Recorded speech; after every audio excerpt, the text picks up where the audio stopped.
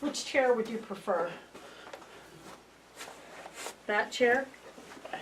This chair. This chair? Oh, USS Massachusetts.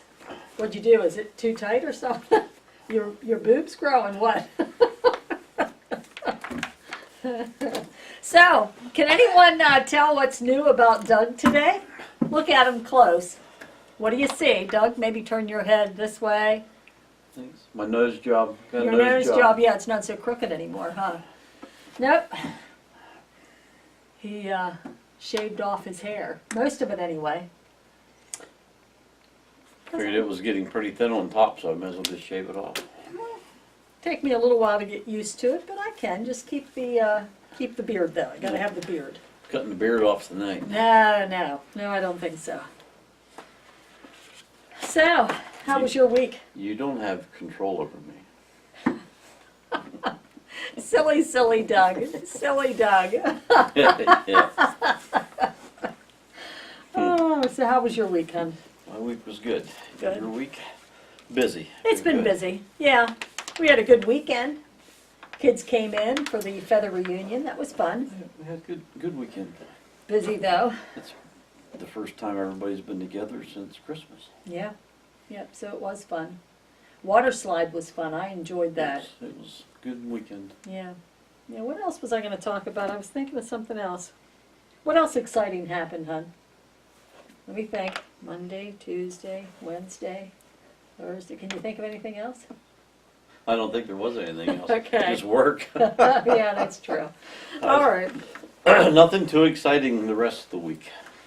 Well, tonight I got Tonight. something that I'm going to have you all try, and you're all going to try it with me. Doug? Uh-oh. I know. I don't know what's coming, so. Listen to this, okay? So, I want everybody out there to get as comfortable as possible. I want you to close your eyes and relax. Doug, that goes for you too. But I have to read, so you have to close your eyes, along with everybody else out there. Okay, so close your eyes. Are you closing your eyes? Relax your legs. Can you picture your legs being relaxed? Relax your arms, your neck, and your face muscles. Just sit back and relax. And just relax your whole body. Direct all your attention inward. Concentrate on any muscles in your body that are tense and just relax. Now listen to my voice. Let your imagination go. Let me direct it. Envision in your mind a barren room. It is a very small room. The walls are very plain and they are blank. There is nothing hanging on them. The paint is dirty white in color, and large chunks of it are peeling off. In the room, you see a sink underneath a cloudy mirror. Next to the sink is an old metal table with a hot plate on top of it and some dirty saucepans next to the hot plate. There is one chair beside the table, an old metal kitchen chair. The plastic on the back and on the seat of the chair are torn so that you can see dirty cotton stuffing forcing its way out. In the wall to the left of the chair is one smudged window. There are no curtains or blinds. Out the window you can see the bricks of another building, just like the one that you are in. The other building is lit at regular intervals by the flashing red light of a neon sign, which you cannot see. In front of the next wall is an old dresser, with all 4 of its drawers half open. You can see unfolded and soiled clothing, half hanging out of the drawers. There is an old black telephone on top of the dresser, along with a confusion of paper, a cheap watch, and a half-eaten candy bar. Next to the dresser is a small bed. It has a simple metal frame, and the single sheet is untucked and dangling on the floor. The whole room is lit by a naked light bulb hanging by a wire from the ceiling.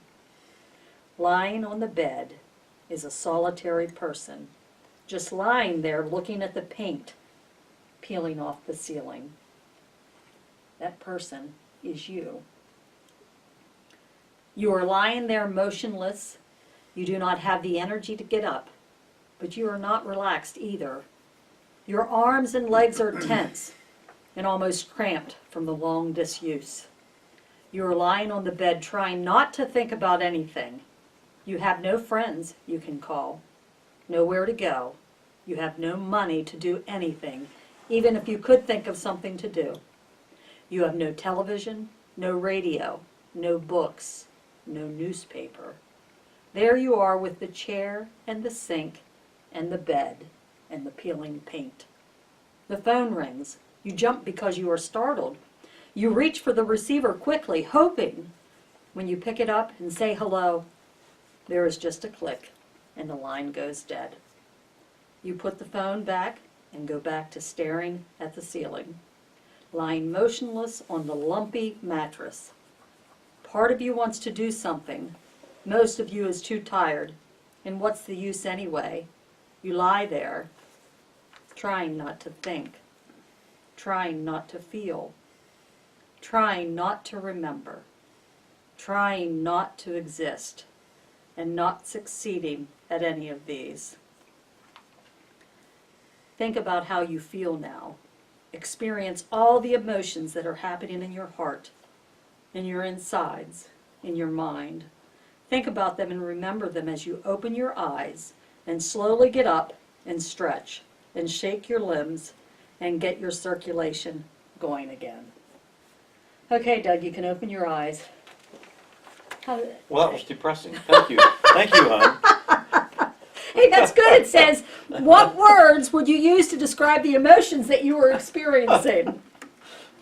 So what words would you, what were you feeling when you were in that empty room, that with just the paint? No TV, no radio, no nothing. Well, it definitely depressing.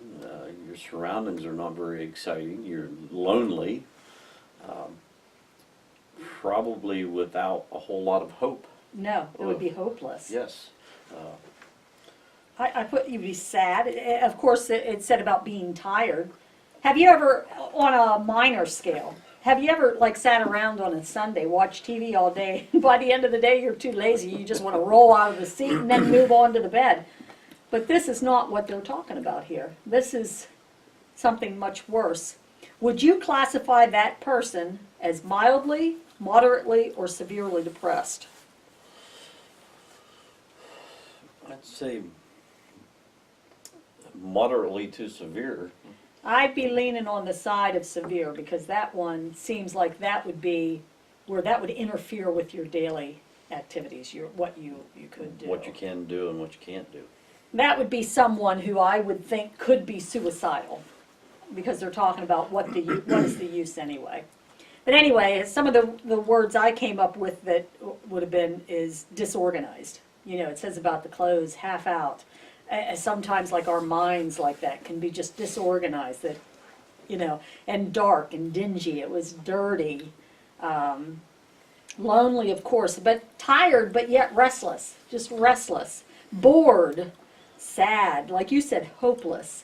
And I think when somebody gets to that point, we should be concerned that they're suicidal. But you remember once upon a time when I went through a depression. I do remember that. Yes. And that's been many years. Well, you know, I've had 21 years ago. Well, let's see, yeah, with Zachary. So I had a postpartum depression with Zachary. But that depression lingered for about a year and a half. It was a long year and a half for everybody. I don't even think the kids noticed it, though. Kids don't notice depression. The kids probably didn't pay too much attention. Of course, we had teenagers, and then the other two were young. Yeah, so, they wouldn't have picked up on that. They wouldn't have picked up on a whole lot, probably. But I was not that depressed. No. That's a severe depression that I just talked about there. I would say I was in the moderate. Not severe, but moderate. So right kind of in the middle. So, but that didn't start right away with Zachary. I mean, it probably took a few months to set in until I noticed that something was wrong. People thought maybe I had the baby blues. It was about 6 weeks in. Yes, about 6 weeks in. And I would describe what I had, but people would say, oh, it's probably just the baby blues. Well, the thing is, I had 3 other kids before that. I knew exactly what the baby blues were, and this wasn't it. But I think some of it just was triggered from hormones changing, but also from having 4 kids. Life. Life, from having, and we were busy at work. Yeah, we, busy at work, we had 3 kids, 2 were teenagers. And Kivens wasn't driving yet. No, but life was busy. And then we threw the 4th one, Zach, into the mix. And He was a cranky kid. He came out cranky. I mean, he was just cranky. That's the way it was. It's not his fault, but Well, we can blame it on Zach. We'll blame it all on Zach. We'll blame all my depression on Zachary. Even though he was just, once he got out of his cranky, he's always been a pleasure, a wonderful child to have around. But I wanted to leave him on a doorstep. it was just a very busy time. And then 6 weeks into him being born, I broke my wrist, and I wasn't much help to you either. So Actually, Doug, that wasn't 6 weeks in. That was 10 days in. 10 days. 10 days. Because you know why? I can remember that phone call. I can remember. Who called, though, to say, tell the people how you broke your wrist and where it was. We were in Punxsutawney. We drove up that morning to set a house, a modular. And at that time, we were rolling the houses onto the foundations, so there was metal beams going across the walls. And through the process of rolling the first half across, I fell off the beam and landed on my stomach. So Into the basement, yeah. Yeah, And yeah. that's so I wasn't much help to the guys that on that set, but Yeah, and then you couldn't help with the newborn baby. No. You were, I forget how long. I think you had to wait about 6 weeks, wasn't it? I forget. But well, it was a lot. I didn't get operated on right away. It was like a week after when they operated on it. Yeah.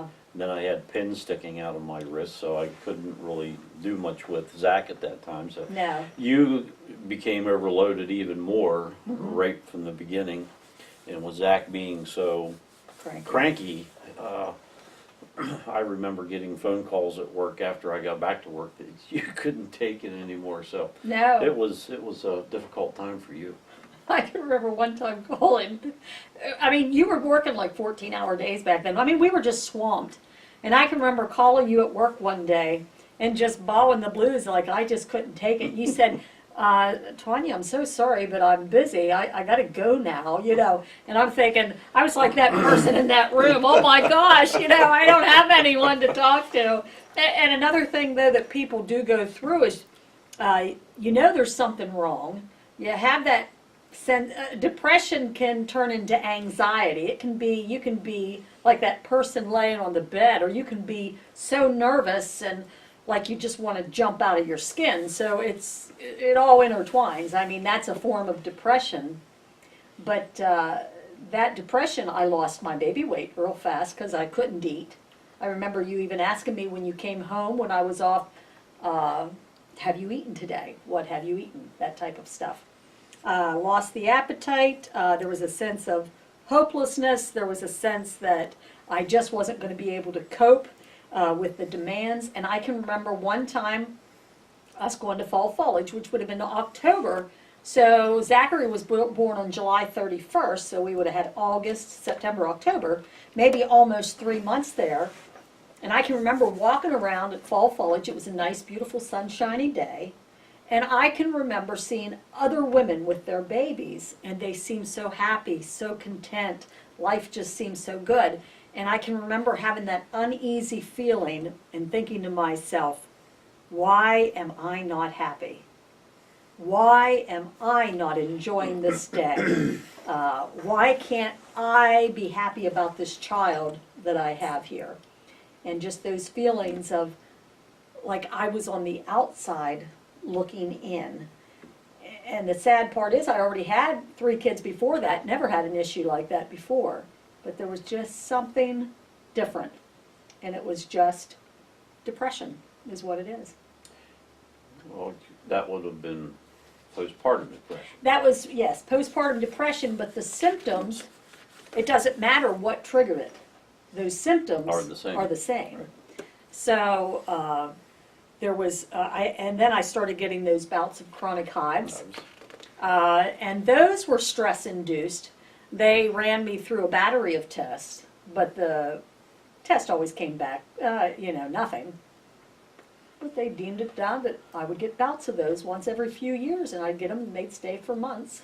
And that was perpetuating because the stress caused the hives, but when you got the hives, that caused a greater amount of stress and a greater amount of anxiety, which I Yeah. think perpetuated the hives, and it was a revolving. It was just a vicious cycle. Yeah, It definitely. just went and went. But the one thing that was the most scary was the unwanted thoughts. The thoughts that your mind would race, and certain thoughts would come to mind. And the reason I know that I wasn't severely depressed, even at that time, is because I knew that these thoughts weren't right. I knew that I wasn't going to act upon those thoughts, but yet they were scary nonetheless. Remember, I asked you to move the coffee table, to get rid of the coffee table in the living room, because I had thoughts of literally dropping Zach on the coffee table. It wouldn't have been accidentally either. It would have been thoughts of purposely dropping him on that coffee table, so I had to remove it. It was driving the car down the highway. Thoughts of, oh my, wouldn't it be easy just to drive into that truck coming on the way? Knowing that I wouldn't do it, but those thoughts were still trying to get in. Pretty scary. I also avoided the knife drawer. I had an uneasy feeling every time I walked by the knives in the kitchen drawer. And there again, it was those thoughts that were invading. And I know Joyce Meyer, I think it is, Battlefield of the Mind, talks about there can't be 2 thoughts in the mind at the same time. So once I started to think about that, I don't know if I did it back then, but I do it now, because I do have bouts of stress, anxiety from time to time, but I have learned how to control it. I have learned how to recognize it and deal with it. But she says you can't have 2 thoughts at the same time. So if you go into that where you're having those scary negative thoughts, start thinking about other thoughts. Start thinking about other things, happier things, positive things, and pushing those out and focusing on something else. Do you know during that time, Doug, I read the Bible front to back? I remember, yeah. Yeah. You would sit in bed for an hour every night or more and Yeah. read. Read the Bible. And there again, those thoughts, you start putting those thoughts in your mind, God's Word in your mind, and He does give you the strength to deal with it. But not everyone, you can do all the relaxing techniques that can help with stress and anxiety. You can do date nights or nights out with the friends. Try to steer clear of alcohol, because alcohol is a depressant in itself, and of course you don't want to do drugs or anything. But some people, it doesn't matter how much exercise they get, how much sleep they get to help with depression, or how much proper eating or relaxation or all that fun, they still need medication or therapy. And those are the people that sometimes are too proud to go get the help. And I think that's more so men are too proud to go get help. Hey, Doug. What do you want to say? What am I supposed to say? You're supposed to say that was part 1. That was part 1 of today's talk time. Can you say that? That was part 1 of today's talk time.